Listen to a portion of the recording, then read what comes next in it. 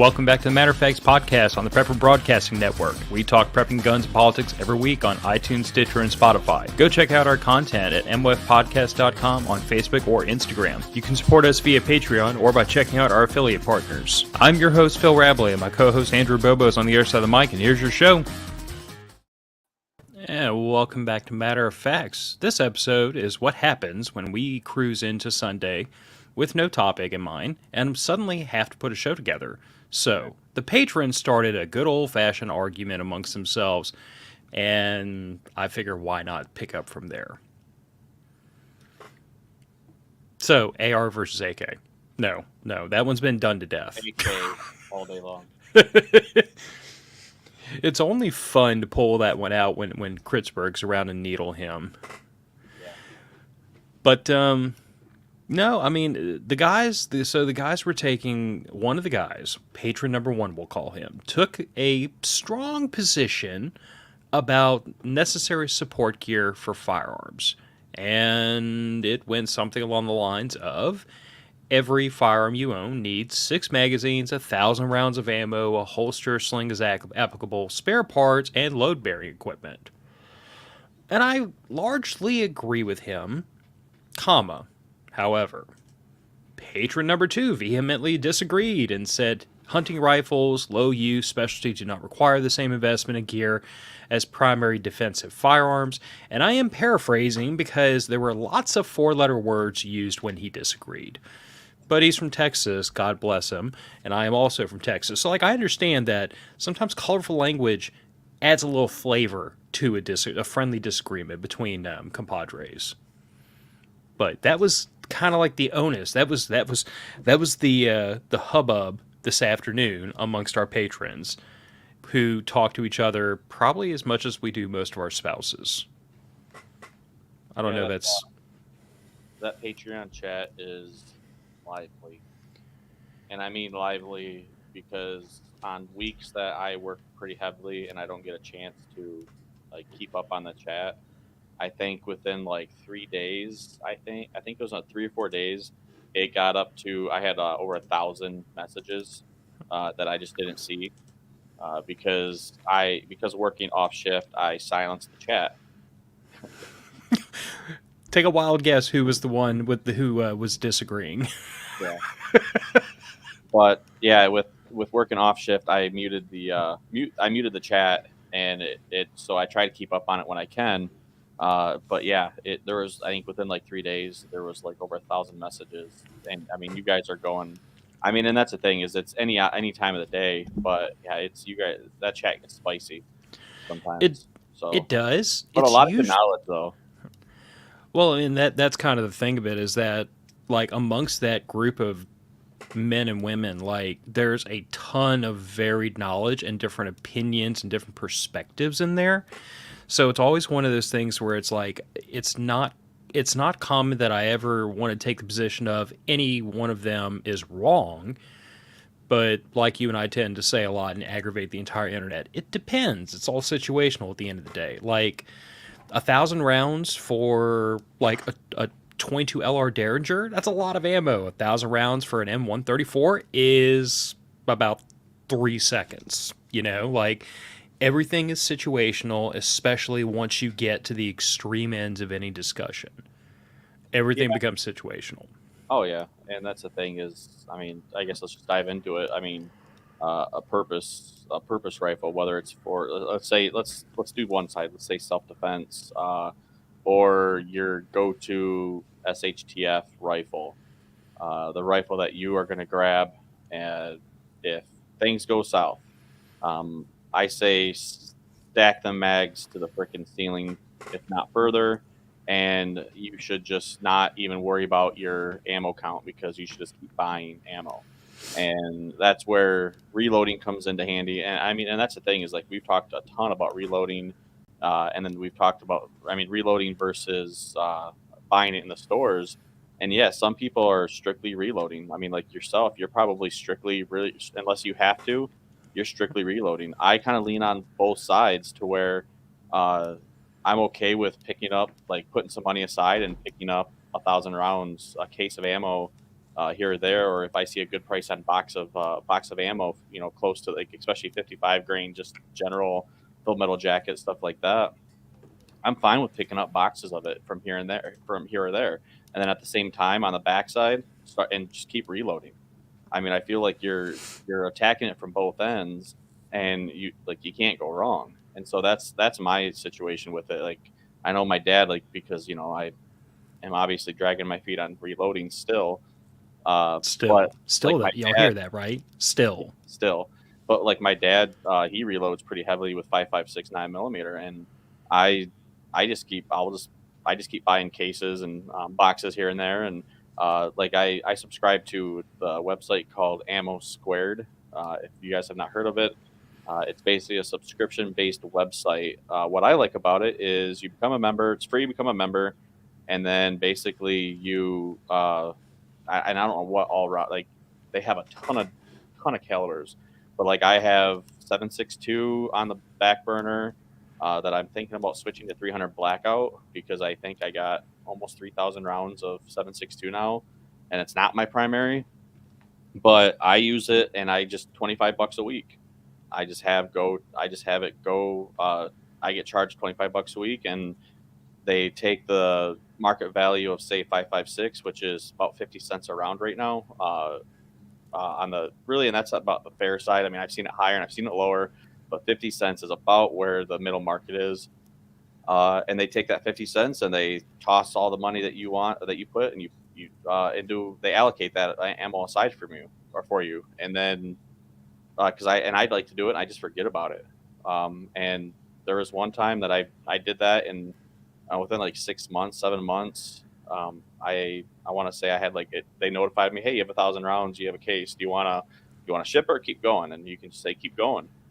And after a while, you can say, hey, I want it, and then you can have it shipped to you, and it ships quick. Usually they tell you have to go on their website, and they usually they'll say like there's a variety. It's not all one caliber or one not caliber, one manufacturer or one brand. So you have to see what brands they sell you or they'll send you, but they'll send you a mix. But it's five. I mean, and it fires great. So Hmm. and I think it's a great way. Like that's a great way to just stack some ammo in the background where you just don't even think about it. $25. Same thing with um, just like shotgun stuff like that. It's like I said, my stance is the shit hits the fan gun that you are going to be leaning on. Stack ammo and mags all day long. You can't go wrong. So to slightly disagree with our patron, because I understand what he was saying. He was kind of saying like if you go out and buy, let's say, a brand new AR-15 or similar, you should as quickly as possible have 6 mags for it and 1,000 rounds. He's not saying that this is where you stop, but this is like starting point, and I understand that. I guess my perspective on ammo really is like I feel like for your primary defensive firearms, the to give the most aggravating answer humanly possible, you should be accumulating enough ammo to satisfy whatever your normal training output is for a year without buying another round. And you should have double that. So Hmm. that's half in reserve for like the zombies are chewing on your neighbors, and have to go train with for the next year without buying another round. Because like this is the mindset I got into back in 2016 when we swore Voldemort was going to wind up getting elected. So like people were buying up all the ammo, all the mags, everything they get a hold of, convinced all hell was about to break loose in the gun community, and we were pleasantly surprised to a degree. But from my perspective, like I started stacking, that's when I started stacking powder and bullets and cases and primers really, really heavy leading up to that because I wanted enough components that I could produce all the ammo I was going to need for the next 4 years at a minimum training regimen. Say like, 4 or 5 mags a month, which is less than I would prefer. I dry fire a ton more than that these days. But back then, it was like, okay, what's the least amount of training I feel like I need to stay current? How do I do that for the next 4 years without buying another round? Because if prices went to the moon, I didn't want to have to get caught in that pinch. mean, look what happened during COVID. Firearms cleared the shelves, ammo cleared the shelves, magazines cleared the shelves, and anybody that waited to the last minute to buy stuff paid the procrastination tax on top of it. And then most of us who kind of had stuff stacked up for years, we just, like, I can't speak for everybody, but like I stopped buying gun stuff for quite a few years. There was no point. Like, availability was way down, prices were way up. You don't prep in the middle of a panic. That's totally like missed the point.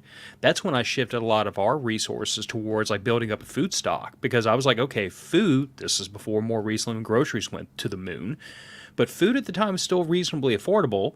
So that was when I started bulking that up. And then when that got expensive, I found something else to put my money into. Like, I'm always veering away from whatever everybody else is trying to buy, because if everybody else is trying to buy it, it's cost too much money and I should be putting my effort in something else. But I say, like, for ammo, like, I personally feel like, yeah, 1,000 rounds per defensive rifle is a good place to start.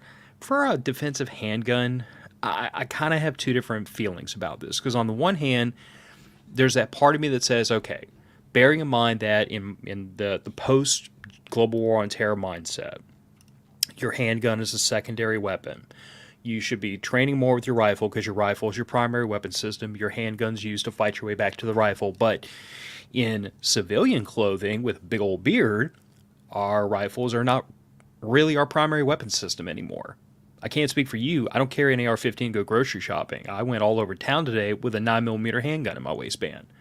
So it's one of these weird situations where it's like, on the one hand, I don't want to tell a person spend more money on pistol ammo when they could spend it on rifle ammo. But the truth of the matter is that you are much more likely to need to use your concealed carry handgun to fight your way out of trouble than you are to put on a plate carrier and grab an AR-15 to defend the house. Like, just being rational, you know what I'm saying? Yeah. Yeah. I mean, I definitely just say stack ammo. If it's your primary, if your primary caliber is 9mm, and your primary rifle is 5.56 or 223, just stack both of them. If you're an AK guy, stack 7.62 by 5.4. I was gonna say 5.4R. That's not AK. 7.62 by 39, or what is it? The 7.62 or 5.45. 5.45. Yeah, or 5.45. And so yeah, I would just say just keep, especially with just training. I mean, you should be training with your firearm, your handgun all the time too. So you should be able to grab. Hey, I need to grab 1,000 rounds. I have a class coming up. I need to be able to grab 700 rounds, 500 rounds, and not have to worry about it. And that's, and even then, it's like I have ammo to where I can do that, but I still cringe. I still cringe at it. I'm like, oh man, I don't want to grab 500 rounds, even though it's like, you look at it almost like a bank account. You're like, I don't want to spend that. Like, what the heck? But And I would also argue, because you brought up 5.45 for AKs, but like, I personally do not like the idea of having, quote unquote, a non standard primary weapon system. Like, in this country, the AR-15 rules supreme, and if it doesn't take Stanags and 5.56, I don't want to say you're wrong, because you're not. There's lots of good reasons not to subscribe to that weapon system, given different environments and different situations. There's lots of reasons why 300 Blackout Subsonic might be a better round for somebody, or they might need 7.62 by 51, need a battle rifle, whatever. All I'm going to say is, if you're that person that says, I'm going to deal primarily in a non-standardized weapon system, you need more mags and more ammo than otherwise, because the likelihood that you're going to be able to, quote-unquote, battlefield pick it up or buy it at the local academy is less than zero in a bad situation. So, like, if you want to have that AK in 5.45, cool. Your magazine and ammo requirements just tripled. Just go ahead and assume that whatever you have today, tomorrow you could never be able to get it again. And let that drive you to stack more than you otherwise would. Even though we probably should be stacking more, just because we never know what tomorrow's going to bring. But like, that's like the argument I always get about, well, you carry a CZ, and I am a CZ nerd. I like CZs. I can't stand Glocks, and I understand they're tactical Tupperware and everybody should have one, but I refuse. I've made peace with that, or the rest of the internet can too. But because I'm so dead set on I want to carry a CZ, I'm going to make sure I have extra mags. Because I can't go to the corner store and buy mags for a CZ75 compact. I know that.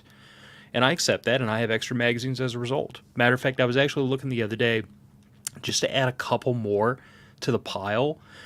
And lo and behold, I ran up against the exact same situation I warned people about.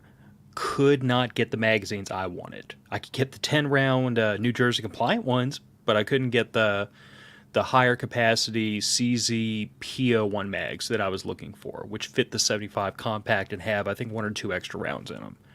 Mm.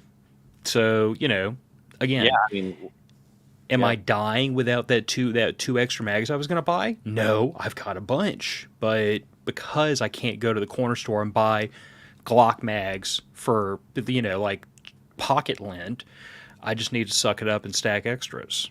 There's no way around that. right. And that's the thing is, I mean, and you need to know your firearm, and know your market. I guess is like MMP and Glock. You can find those pretty regularly. CZ, like especially the Scorpion.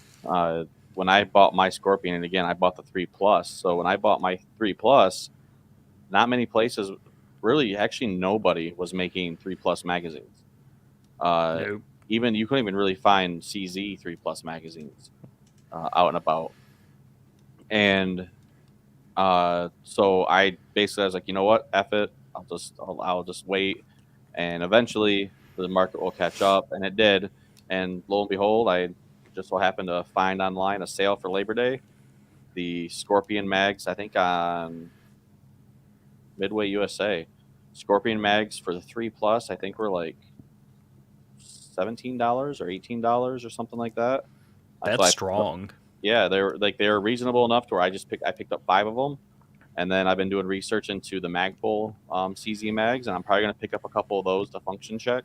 But they've been producing the 3 Plus, so Has Magpul updated their magazines for the 3 Plus? I just said yeah, they did. Okay. So what's funny is they have like there's mixed, so they need to actually like they need to delete the old comments, because I feel like there's a few comments that Magpul, like they came out with the 3, and then people were asking like, do you have any idea? Do you think you're going to when are you guys going to come out with 3 Plus compatible magazines and all this stuff? And Magpul's like, they have comments like, nah, we do not see a future where Magpul is going to supply the 3 Plus, blah blah blah. And then I've been seeing comments where they're like, hey, these magazines fit 3 Plus people. And then I think even in the description it says like 3 Plus compatible and all that stuff. So no, I'll probably pick one up, function check it, make sure it works, and then if that's the case and it works out great, I'll probably pick up like another 10. Yeah, because I've got a stack of the 35 round Magpul mags for my 3, and like I can't imagine Magpul has screwed that magazine up adapting it to the 3 Plus, because 3 Plus magazines are backwards compatible with the 3. Yeah, just not vice versa because of the magazine caps. Yes. So I guess what I'm saying is like I fully expect you'll probably have good results with the Magpul mags. I at this point I've run factory CZ mags, Manticore mags, and Magpul mags through my Scorpion, and I haven't found anything that really pisses it off. It just runs. But the Magpul mags, I mean, they work, at least for mine. Yeah, and I mean, and that's the thing is like when I bought my CZS PO1, when I bought the CZS PO1, what's it called? The tactical. Mm-hmm. There. I mean, I picked up. It came with a few mags. I picked up another 10, I think. So this is a good time to ask, like, what do you think are good magazine targets for different kinds of weapons? Because, like, I go back to this idea of combat load plus minimum 50%. So, like, a combat load, at least in, like, Army parlance, it was like, 3 to 4 mags on your chest, 1 in the weapon. That's 5. 50% more is another 2 to 3, depending on how you split your math. So you need 7 to 8 mags per AR minimum. Handgun is usually one in the gun, one or two on your belt. So that means you probably need one or two in reserve. I mean, I feel like those are good starting points for most people. Is just tell them like, we haven't gotten to the point of like how much ammo you're going to carry on your person, but whatever that amount is, you want enough to do that, and then you want half that much in reserve because, like I was talking with the patrons, magazines are wear items at the end of the day. Like people don't want to hear that, but magazines are wear items, and in a serious enough situation, magazines are disposable. Because if you're in the middle of getting shot at and you have to dump a mag, you are not going to take the time to index the silly thing back in the holster, or put it in your pocket, or put it in a dump pouch, or hold it in your teeth. You're going to drop it, let it slam on the concrete, pop a new one in, and go back to work so you don't get ventilated. And you spit a magazine out on the concrete enough times, sooner or later something unfortunate is going to happen. Yeah, I mean it's rough. I mean, yeah. So, yeah, definitely have, especially for your primaries, whatever gun. I mean, if you're pick your pistol, whatever's your primary, like carry gun, uh, and so like have a ton of magazines and then have extras. Like, I mean, you and I are going back and forth before this. Was like I have a couple mags that they're just not loaded. I have a bunch of mags loaded, but I have some that aren't loaded that are just backups, so that if when the day comes that a spring goes south and it's not functioning, or I run over it, or I drop it too many times and it malfunctions and I throw it away, then I just rip open a bag and I grab a new one, and it's fresh. It's just fresh. That's the way I look at it. It's fresh, good to go. No wear and tear on it. No spring fatigue possible. Spring fatigue, depending on what your thought is on that. And yeah, it's golden. So I'll be the contrarian and say I don't believe in having unloaded magazines. Period in discussion. Like when I buy brand new magazines, they're in this house less than 24 hours. They're loaded up and put wherever they need to be put. I don't believe in spring fatigue from a magazine sitting loaded. No, and No, I don't no, either. I mean, I don't necessarily believe in spring fatigue either. I just threw that out there because like some people do, whatever. yeah. But Now, it what just, what can be a thing is feed lip fatigue. mhm. That is possible. But again, I don't, in my experience, I don't, I've had magazines that have been left loaded for way too long for me to believe that is that serious of a concern most of the time. Some like the the early production factory CZ Scorpion mags, they kind of have a reputation for popping the polymer feed lips. I've got some of those daggum things that I've had loaded since the day I bought it, and there are no cracks yet. But then again, I've got three different kinds of mags. So if the factory CZ mags bust a feed lip, screw it. I got mag pulls and I got Manicores. Something's going to work. Yeah, But and that's why I harp on that whole magazines are expendable, magazines are disposable, magazines are wear items. You need more mags than you think you're going to need. yeah, and and actually now that I think about it, I do have, I don't know how many mags. I have mags all over the place that are loaded and like they're good to go. But I think I've got some in a. I gotta find them. I got some in a 5.56 ammo can, and some in just in a box that I boxed up and threw in the closet, just to kind of keep out, just to kind of keep loaded, rainy day kind of thing or whatever. But they've been loaded now for 3, 4 years, I think. So I think I'm gonna grab those because I have a class coming up the 15th, 16th, and 17th. So I think I'm gonna grab those and just run them and see how the old springs of uh, being compressed for 4 years, how they work. Which I I would think predict that they will be just fine. I predict they'll be just fine. I'm I sure. do I do want to pull this comment out though, because Stewart is talking about old school Alice loadout. So for any of you younger millennials and Zoomers, Alice is what we were all humping on our backs when it wasn't Molly. Back in the old days. So this was like the pistol belt and the suspenders and the enormous magazine carriers on the front of it that held, I believe it was three mags each, and then you had one in the weapon. And then if you were like one of those guys who was going to be walking for 6 days fighting their way through hell, you would have more in a butt pack. It was a thing. But again, this dates back to a time when plate carriers were not in near common as common usage as they are now. Chest rigs were not in as near common usage as they are now. Like you have to bear in mind that like the period, and I'm very familiar with Alice because that's what I used for the first half of my enlistment. But I enlisted in 2000 in this really weird transitionary period before the global war on terror. So we were still using like 1980s and 1990s camouflage tactics, gear, technology. And then over the course of 6 short years from then to 2006, we got warp speed run forward from 1980s tech to the very beginnings of what is more modern gear, where everybody has a plate carrier, everybody has level 3 plates, everybody has their mags mollied into the front of it. Like, these things were in their infancy when I went to Iraq. We had DCUs, we had BDU, so like the green and brown and black camouflage plate carriers with the first generation level 3 ceramic plates in them.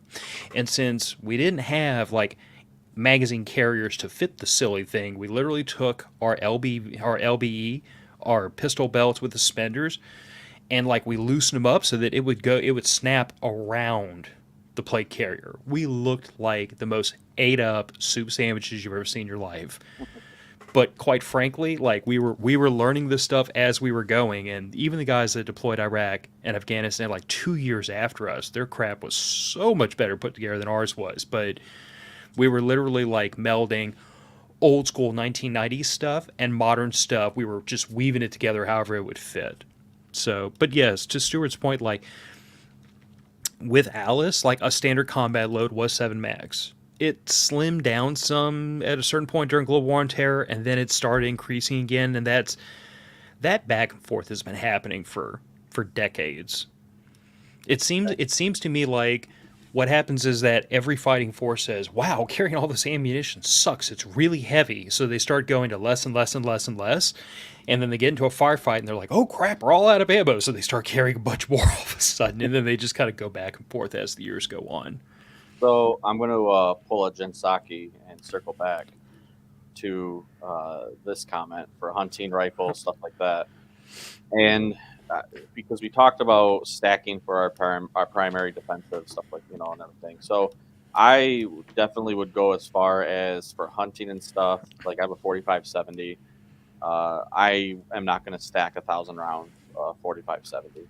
I am happy with my 5 or 6 boxes of ammo. I probably would like to get. I need to, knock on wood, get into some. Well, it's not really good luck, but I need to get in. I need to get in reloading for some 45-70.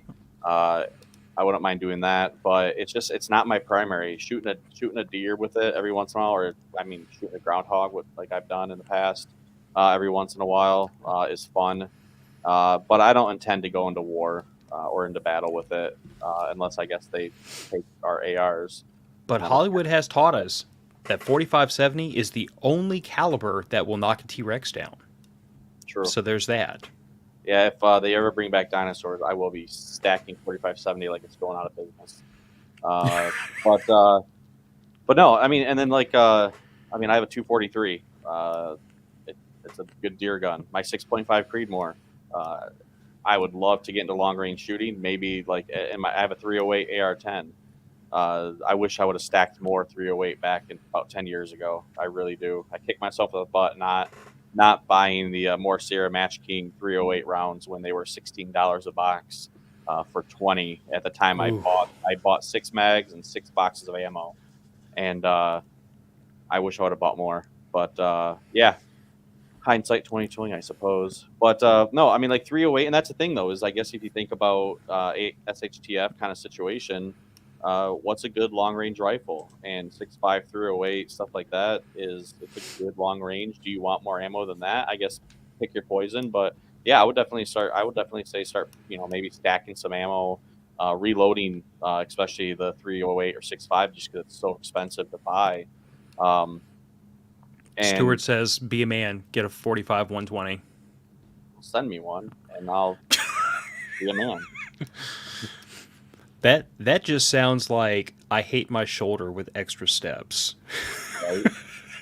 But yeah, no. So I mean, that's where I'm at with like the hunting rounds, and obviously 22. You can't go wrong with having thousands upon thousands of rounds of 22 uh, on hand. It's so versatile. So Yeah, and the only other thing I'll say is like for me personally, when it comes to I don't even want to say like hunting rifles, but like my 308 bolt action, like I usually hover between 40 and 50 rounds loaded for that thing. But then again, I'm also individually loading those, individually weighing the bullets, individually weighing the powder. I mean, it's my loading procedure for that one particular weapon and round is neurotic because that's what you have to do to get like, sub MOA accuracy out of some firearms. And in that round with 168 grain Sierra Match Kings, it takes a little bit of work. So I always I have 50 of the exact same case, so they theoretically have the same case volume, the same, case thickness, the same web thickness. They are all as closely prepped as I can get them, and when I shoot them, I reload the same case. So it's one of those situations where it's like, sooner or later I'm gonna have to suck it up and buy another 50 cases or whatever so that I'm starting from a fresh batch. But for the meantime, I see no reason to load up 2, 3, 400 rounds for one bolt action. mhm. Because at least, like, you've been to my house, you know the area I live in. The odds that I'm going to ever have to take a shot from more than 100, 150 yards is minimum. And if I do, then 40 or 50 rounds will be plenty when I can stick four of those on top of each other at 100 yards. Mhm. Oh, Joe. My DPMS AR-10 eats the cheap ammo just fine. 6 mags plus one of the rifle as a loadout. I have room for more on the vest if needed. Yep, the only crappy part about AR-10s is feeding the hungry SOBs because even the cheap 760 by 51 ain't that cheap. But spare parts. Now here's the thing. I feel like this is an interesting conversation because when we start talking about like ARs are common enough. You can get like a boo-boo kit or a spare bolt carrier group, chuck it into a bag, and you're pretty well set on an AR-15. But then you get into like I feel like there's a certain amount of spare parts that's a good idea to have on hand for any firearm. But I feel like the more off the beaten path you get, the more parts you should have. You know what I'm saying? Like if you have a Glock, what the hell can go wrong in this silly thing other than the sight's falling out of the daggum slide? Like maybe a spare recoil spring. Maybe just buy a whole nother gun. I would And if the first one breaks, then throw it in the trash and replace the whole gun. kind of like a high point. Uh, Yeah. no, Eject magazine, throw gun in the trash, put new gun onto old magazine, continue shooting. That is the mitigation procedure for Glocks. I mean, I would go as far as I mean, look at the springs that are. I'd get backup sets of springs. I mean, I know I had a coworker I used to work with. He had a CZ Shadow, and his trigger reset spring broke, and it was just like, look at me, I can go back and forth all I want, but I'm not going to do anything. And it was, yeah, and that one little spring killed the entire gun. So look at the springs you have, just like ARs. I mean, your buffer tube spring, the springs that the triggers, the trigger springs that you have in there, like anything that you have, uh, a wear item like that, just get spares. Just get spares up. I mean, you can go online and I mean, heck, I think Primary Arms. I was buying. I think I bought. I think I spent like 100 or $150 or whatever, and I got like stacks of springs, pins, detent pins, roll pins, all kinds of crap. I have a whole box of like just spare pins, spare pins, and spare springs, just just because like they're just cheap. And so I'd go through with your guns, and if you have AR-10s, get AR-10 spare parts. If you have AR-15, get vice versa. Like, and same thing goes for your pistols. I mean, parts do wear out once you start putting thousands of rounds through them. And now the average person, yeah, they're not going to go through. They might not even ever go through one spring. But if you think about preparedness, that whole mindset, I'd rather have it, not need it, than need it and not have it. So buy it, set it aside, put it in a work kit, and then that way, when zombies are attacking and your spring decides to go limp and you can't do anything anymore, you're like, oh hey, I have a spare spring, I can put it in there. So I guess my thought process is like, if you're gonna, it turns into that whole conversation like we had about magazines. If you're gonna run something regularly that is a little off the beaten path, like a CZ, like an AR-10, and you know AR-10's better than I do, but you and I have talked enough that I realize like there's two kind of patterns for AR-10, and these parts do not play well in this gun, and these parts do not play well in this gun all the time. there's no true spec for AR-10. So if you're building an AR-10 platform, you have to choose one of the two specs that are out there and hold to them. There's no one true spec. Like AR-15 is mil spec. You have the mil spec, which is just like, hey, it's good enough for the military. It's good enough for this, good enough for me, I guess. And then stuff like that. So yeah, there is none of that for the AR-10. But I guess what I'm saying is, if you're going to run an AR-10 as one of your primaries, I would suggest you have enough freaking parts to rebuild that entire gun head to toe. Because, A, the likelihood you're going to be able to find parts locally is minimal. And even worse, if you need like some special little spring or widget and you don't have the time or the pain in the butt to check 6 or 7 different sources to see if they have your spec. Because I know you went through this where you ordered parts that the manufacturer swore up and down were supposed to fit your rifle, and they were for the other spec. Like, you went through this, so that's when I didn't know, and I first started out, and I was just like, sure, I'm gonna buy this, and this, and then I found out that, oh hey, these pins, the takedown pins, they are not DPMS takedown pins. They are and they do not work at all. Yeah. So I guess to that point, like, if you're going to run a non-standard firearm, it behooves you to have more spare parts than what you would normally consider appropriate, just to make sure you can keep your gun running. Stu, so I believe there are 4, but the 2 main ones that I ran into building mine were DPMS and Armalite were the 2 that I found the most out there for parts. Yes, but Stewart was working as like a junior engineer in Stoner's office, so quite frankly, he's forgotten more about guns than most of us know. Yeah. I poke fun at Stewart a lot about his age, but truthfully, his knowledge of almost anything gun and prepping related is shocking to me. Because I know. Yeah, he was doing this when our parents were teenagers. So Yeah. Support equipment. I mean, obviously, pick your scenario, and you should tailor your support equipment around that scenario. Just like your preps. You live in Louisiana, I live in Michigan. I'm not going to prep for a hurricane. You're not going to prep for snow. Well, you might prep for snow. That one, every once in a while, you might have a pair of long johns. But I mean, as much as I would love to say we don't have to prep for snow down here, every like 4 or 5 years we do get that one freak like experience where there's like an inch or 2 of snow on the ground, and I know, I can hear it now. An inch of snow is hilarious to you, right? I take that back. You're preparing for snow is, hey, I'm not driving on the roads today. Okay, but hear me out. If you came down here and I handed you $10,000 in cash and said you can keep the change if you can buy a set of snow tires off the rack within 100 miles of where I live, you'd be bringing me $10,000 back after you spent your own gas money. you can't get snow tires down here. You Why can't would I? find chains down here. You Why would I? can't We have all terrain tires down all there. terrain, yes, but not Okay, get all dedicated. terrain.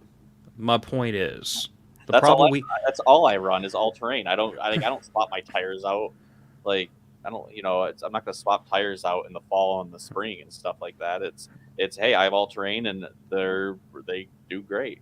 So I mean, I understand like people that have the couple sets. Like, hey, I have my snow winter tires, and then I have my. No, I nope. I'll just buy all terrain, and I've always, ever since I can remember, uh, since I started with like the Jeep and stuff like that, with all the vehicles that I remember, I've always done all terrain, and I've never had issues. well, You can definitely get aggressive and stuff like that, but I mean, I do see where you're coming from. Like, the people, but the thing is though, is if I was not worried about money really, and I lived down south, I would just I would have a vehicle set up, or no, I don't know, just have the ability to set something up to where when stuff goes crap like that and you guys get your quarter inch to an inch of snow and people are freaking out, I would just, hey, I have a business. I'll come pick you up. I'll take you wherever you need to go. I'll take you grocery shopping, drive you around. see, the two problems we have down here when it does snow is A, nobody else knows how to drive on snow either. And like I've said on numerous occasions, I am very, very rarely concerned about my own ability to drive in inclement weather on ice. I've done it. I'm pretty good at it, if I do say so I myself. mean, Because I have a certain amount of common sense about not overdriving the conditions. Comma, however, I have negative faith in the rest of humanity when they are behind me in those situations, and I don't like the idea of having to replace my rear bumper because some stupid SOB wasn't paying attention or was driving too fast for the well, conditions. So the safest thing to do when it snows down here is to stay home, make snow angels in the front yard, drink hot coffee, and wait it out. It well, is 100% because it is not worth the chance of me getting rear-ended and having to make an insurance claim because some other moron couldn't slow down a little and bit. honestly, that in Michigan, it's if you don't have to work, if you don't have to go anywhere, don't.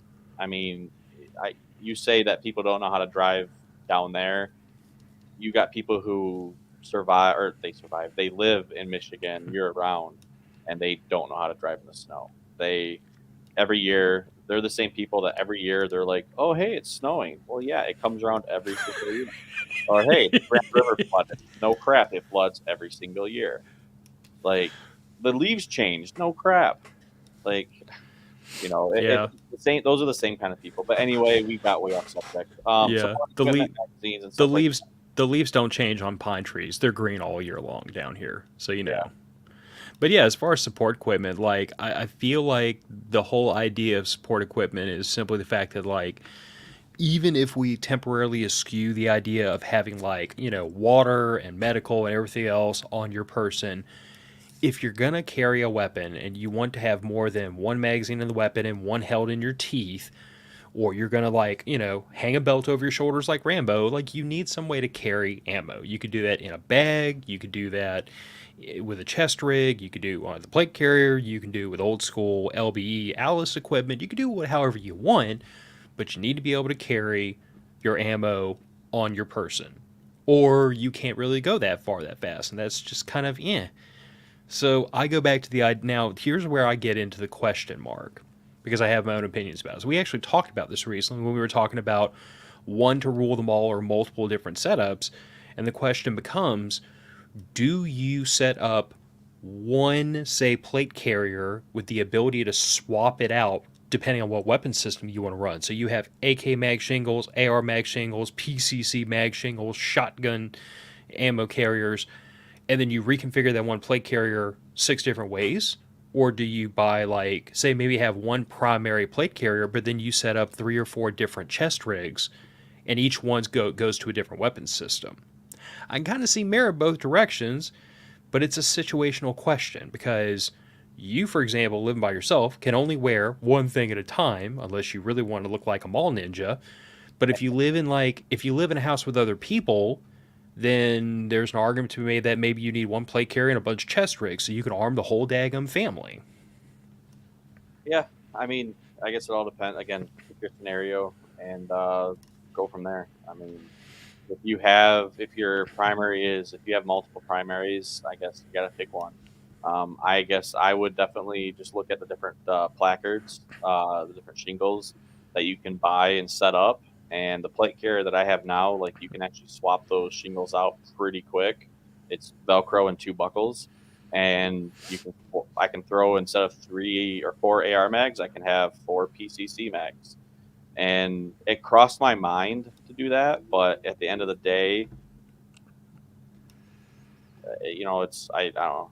It's just one of those things where, like I said, pick your battle, pick your scenario, and pick what you're doing. As of right now, I don't have a dedicated PCC setup, just because of our awesome government and how awesome they are and loving they are, and they just want to protect the children, so they keep changing rules and stopping stuff. So eventually, I'll be SBRing probably my Scorpion, and I'll be setting that up to coincide with a night vision setup. So will I probably take and build like a PCC setup as far as some placards and stuff like that? Then yeah, I probably will.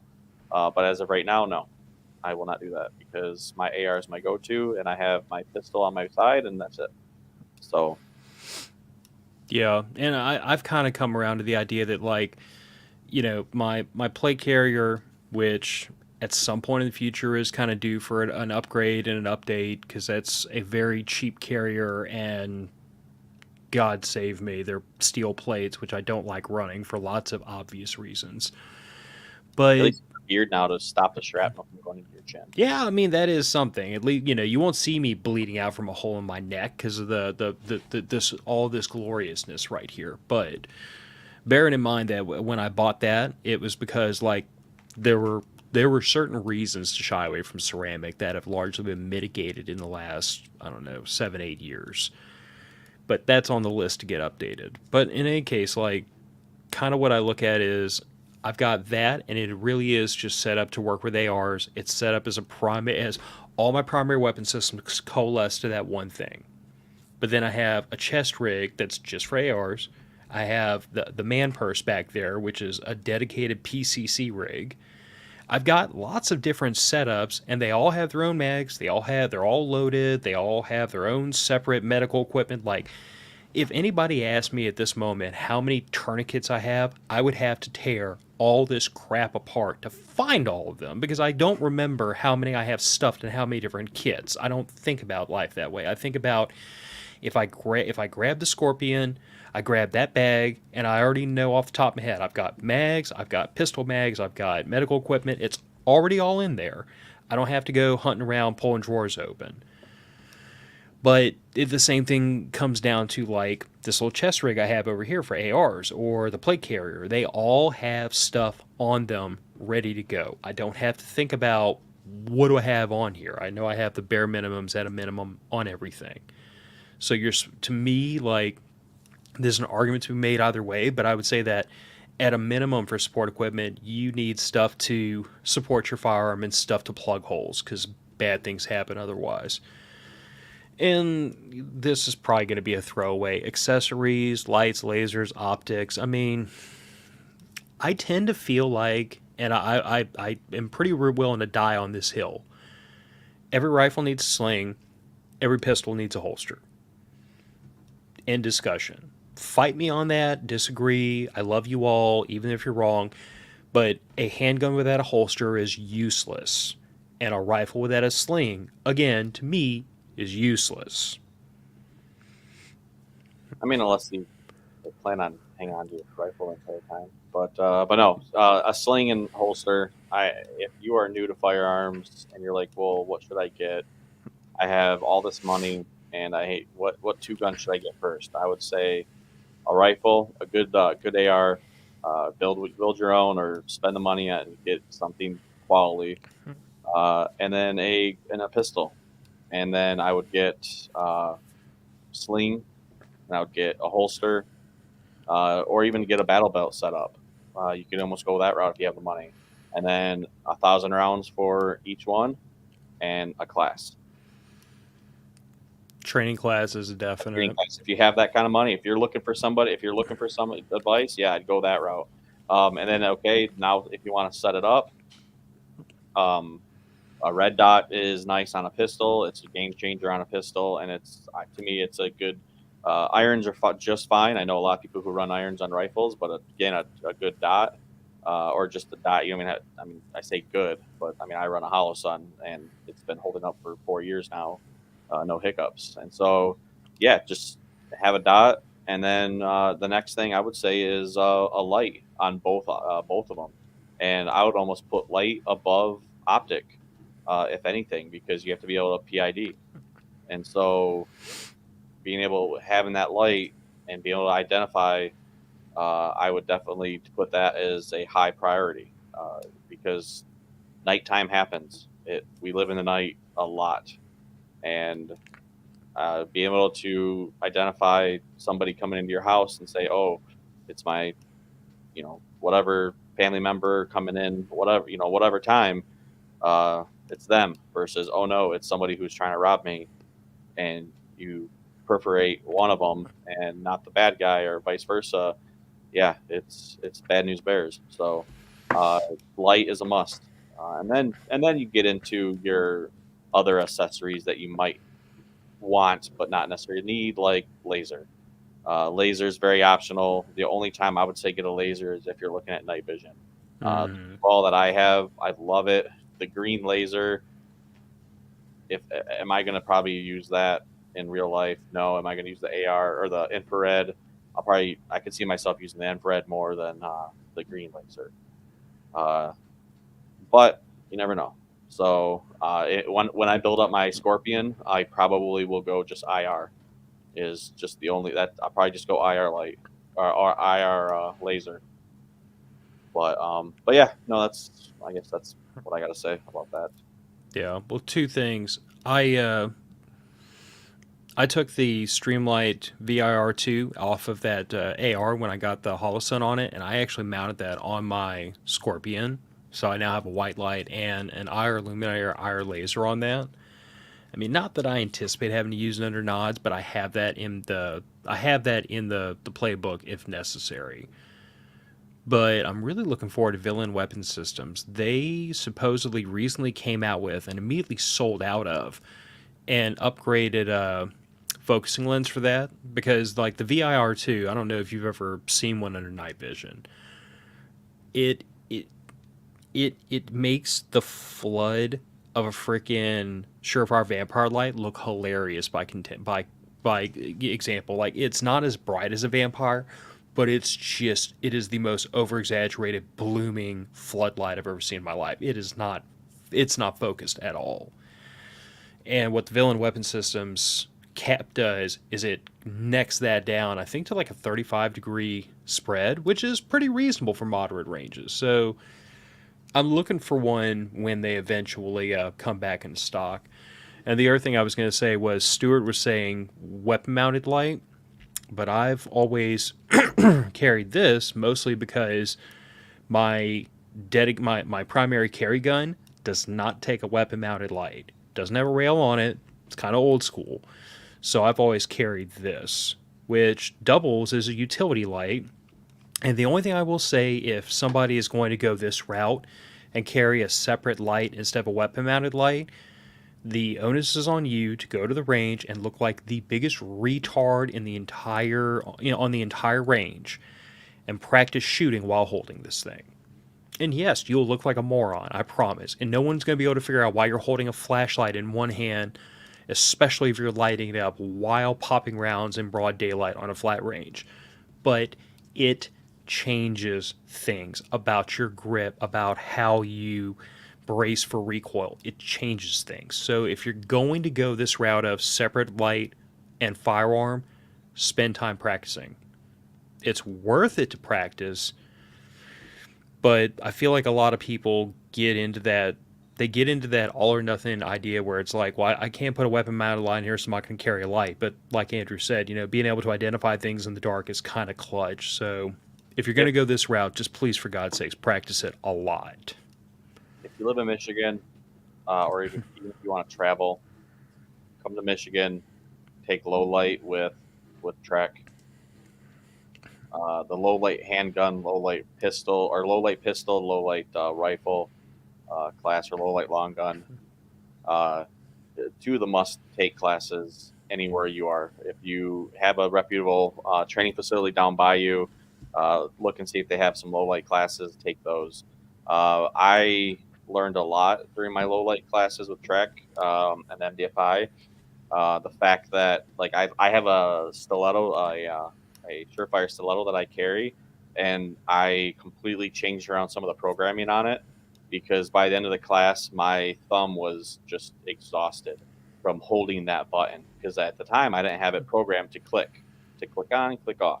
Mm-hmm. The momentary on, uh, run that for an entire 8 hours or just hold it and let me know how your thumb feels because it is when you're trying to shoot with a pistol, that's great. When you're trying to shoot with a rifle, yeah, it's crazy. And that class opened my eyes a lot. And that's the thing is I'm looking forward to. I have a night vision class coming up, and again, if you are in Michigan area, or if you've taken some, there are some prerequisites that you need to take to take the class. So check out trainmdfi.com and look under their Tap Rack Tactical they're hosting them. It's a 3-day night vision shoot. It's the 15th, 16th, and 17th of this month, so it is coming down to the wire. I believe there's like 3 spots open still for it, but I am going there with a open blank slate. Like I know nothing, Jon Snow, and teach me everything, Yoda. Like because I'm a civilian. I've never ran night vision outside of like, hey, I'm walking around the house, uh, playing army kind of thing, I guess. I have my rifle set up how I think it should be okay. I plan on taking my tools, so if I need to adjust some stuff, I can. But yeah, it's I already can tell that I'm gonna be learning a lot during that 3-day night vision class. It's gonna be interesting, and that's gonna really show me: do I like the surefire vampire light? Do I want what do I like better, or do I like the D-ball? Do I want to go to something different? Like what? So yeah, it's gonna be interesting. I'll be interested to hear your thoughts when you get done with that, because I mean, I like you and I talked about the other day. Like, I have some time in night vision from the military, but it was a lot of like administrative stuff. It wasn't direct action, so like I'm still kind of chasing that too, trying to figure that out. But the only other thing I want to bring up before we sign out is Prepper Camp is coming up very quickly. Today is the 3rd of September. This will be releasing on the 8th of September. September 10th at midnight is the last day to buy Prepper Camp tickets. So if you still want to go, you have precious little time to get your butt in gear and go get that handled. Should have probably If said you're, this at the top of the show. huh? So you should have said this at the top of the show. Well, if people don't hang around to the very end, then to hell with them. Screw them, feed them fish eggs. But you totally blew my train of thought. Anyway, if you're coming, it is the 22nd, 23rd, and 24th of this month. We will be there in the vendors area, probably waving and looking like knuckleheads, but we're going to have a morning show every day. We're going to have open time slots for attendees to come on and be a guest. And if nobody else wants to sign up, then we're literally going to start Shanghaiing people we recognize. So if you want to be on the show, please Or come just down and be so. midway. Yeah. If you want to be on the show and you're at Prepper Camp, please come by and say hi. And if you absolutely don't want to be on the show, do not make eye contact with me, because if I make eye contact with you, you're it. This will be a gag and bag operation. And I will have a roll of duct tape on the table waiting for somebody. Andrew's eyeballs just said, "Oh, Phil went there." Like now, if you don't have duct tape on the table, I'm gonna make fun of you. Dude, I have duct tape in my truck like 24 hours a day, 7 days a week, just for reasons. You never know how you threw a duct. But anyway, with that, we should be Yep. We'll sign this one out. Matter of fact, podcast heading out the door. Prepper camp's coming up. Please go take a training class. God Almighty, you owe it to yourself. Have fun. Be safe. Talk to y'all another week. Bye, everybody. Bye.